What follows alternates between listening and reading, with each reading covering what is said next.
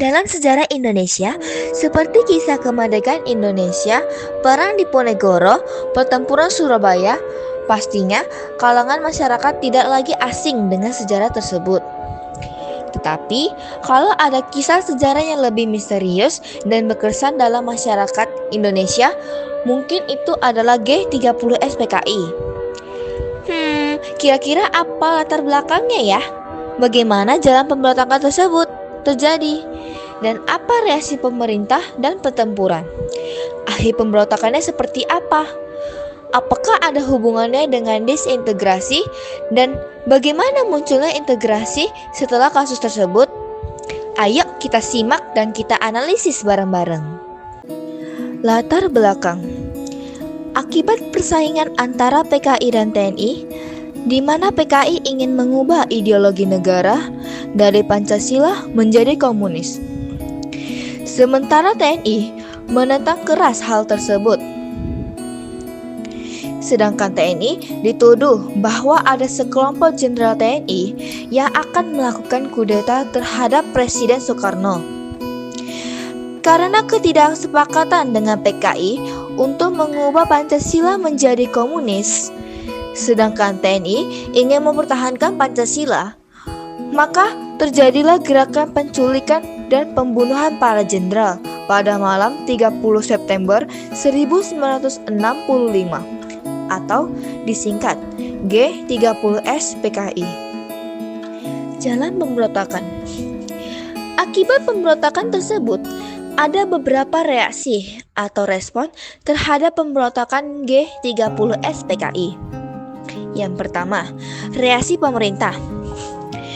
Soekarno memerintah Angkatan Darat untuk segera melakukan operasi militer agar menangkap para tersangka yang terlibat dalam G30S PKI.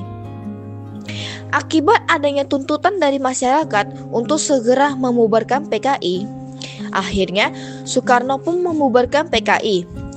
Dan Soekarno mengeluarkan Super Semar, di mana surat pengalihan kekuasaan kepada Soeharto untuk melakukan tindakan pemulihan keamanan dan ketertiban. Setelah peristiwa ini, pemerintah Orde Baru memperkuat Pancasila sebagai ideologi negara untuk mencegah adanya komunis atau lainnya di masa depan. Yang kedua, reaksi pertempuran.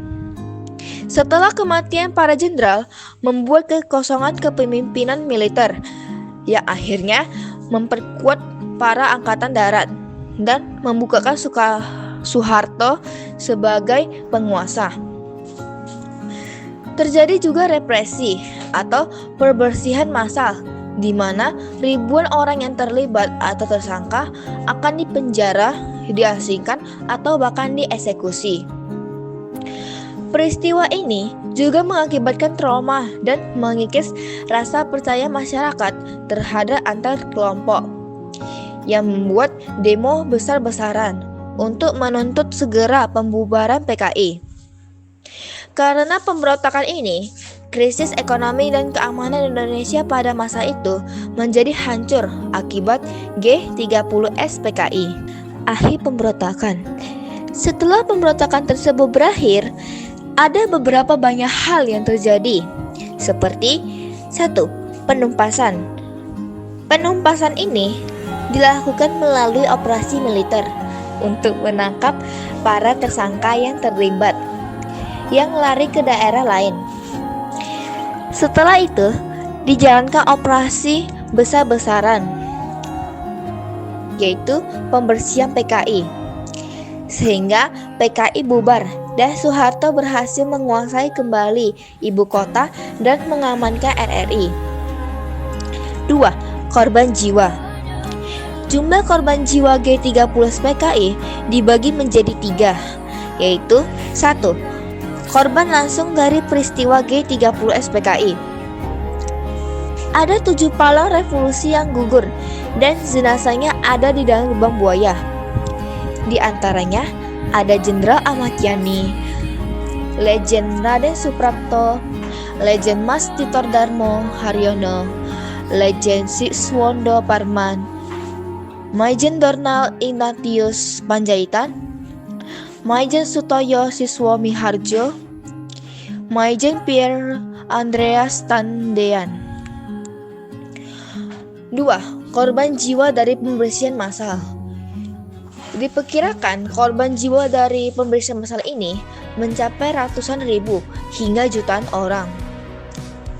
3. Korban jiwa pada masyarakat. Jumlah pasti korban jiwa dari masyarakat sipil sulit dipastikan dan masih menjadi perdebatan sejarah. 3. Dampak. Dampak pada peristiwa tersebut sangat banyak dan tidak ada dampak positif karena peristiwa tersebut sangat kelam dan sensitif di kalangan masyarakat. Di antaranya yaitu peralihan kekuasaan politik, penumpasan PKI, pelanggaran hak asasi manusia, membuat masyarakat mendapatkan trauma yang sangat dalam pada peristiwa tersebut. Hubungkan dengan materi disintegrasi. Jika kita hubungkan peristiwa ini dengan disintegrasi, ada beberapa faktor penyebab dan dampak dari penyebab tersebut. 1. Penyebab. Karena adanya perbedaan kesepakatan ideologi antara Pancasila dengan komunisme, yaitu perbedaan kepentingan, dan adanya rencana dari salah satu kelompok untuk melakukan kudeta terhadap Soekarno agar bisa merebut kekuasaan. Karena saat itu Soekarno dianggap tidak pasti dalam memimpin karena kesehatannya yang semakin menurun. 2. Dampak. Memicu kekerasan yang membuat masyarakat menjadi terlibat dalam kekerasan akibat peristiwa tersebut. Menurunnya solidaritas dan persatuan karena perbedaan kepentingan pribadi yang memicu perpecahan persatuan, dan juga hilangnya rasa aman. Nah, munculnya integrasi setelah kasus tersebut, yaitu melalui operasi militer untuk memulihkan stabilitas dan membersihkan pengaruh komunis di bawah kekuasaan Orde Baru, yaitu di bawah kekuasaan Soeharto. Jadi, kesimpulannya adalah proses disintegrasi bisa berasal dari perbedaan kepentingan pribadi yang dapat memicu konflik yang sangat besar dan berdampak pada lingkungan sekitar. Sehingga dalam disintegrasi harus ada integrasi untuk menstabilkan keadaan.